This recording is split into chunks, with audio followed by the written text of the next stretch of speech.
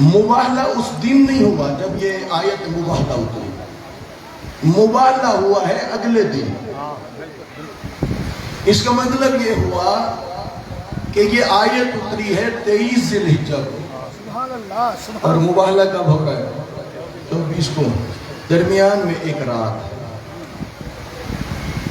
میں مسلسل مجالس میں جنگ خیبر کا تذکرہ کر رہا ہوں، وہ متعلق کوئی بات ہوتی ہے اس لیے تذکرہ کرتا ہوں، یہ تکرار نہیں ہے۔ یہاں درمیان میں ایک رات آیت اتری، اگلے دن مباہلہ۔ خیبر میں 39 دن سردار جاتے رہے، پیغمبر نے اعلان کیا کل اسے علم عطا کروں گا، علم اگلے دن دیا۔ وہاں بھی درمیان میں ایک رات، ادھر بھی درمیان میں ایک رات۔ یہ رات ایسی تھی جو بھی تھے بڑے بے چینی سے گزار رہے تھے۔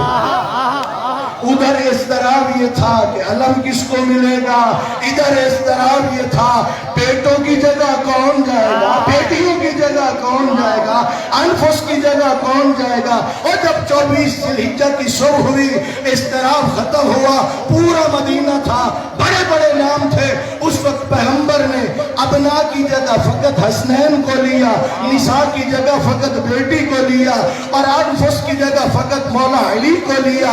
علامہ زخمشی نے لکھا ہے، کہا وجہ کیا تھی؟ کہتے ہیں گنجائش تو تھی نساء میں 3 اور 3 سے زیادہ کی، انفس میں کی گنجائش تھی۔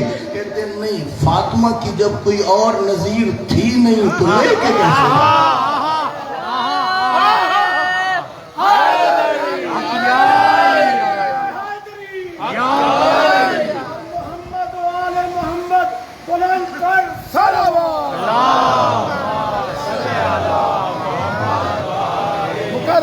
توجہ فرما رہے ہیں، نظیر نہیں تھی۔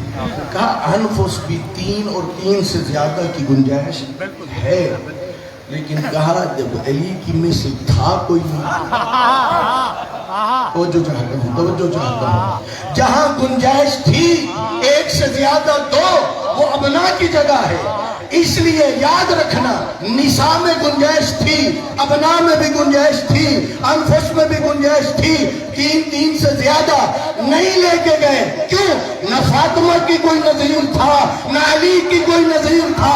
حسن اور حسین سید شباب اہل الجنہ، اس لیے دونوں کو لے گئے، تیسرا نہ لے گئے، چونکہ ان دونوں کی کوئی نظیر جو نہ تھا۔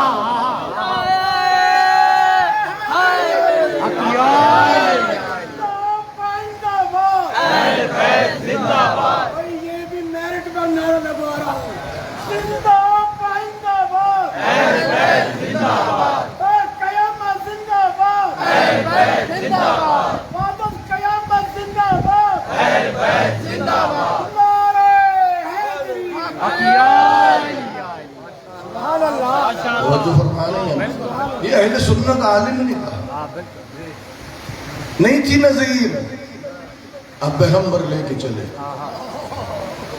اب کتنی ہستیاں ہو گئی جی، اور یہیں سے ہم کہتے ہیں 5 تنے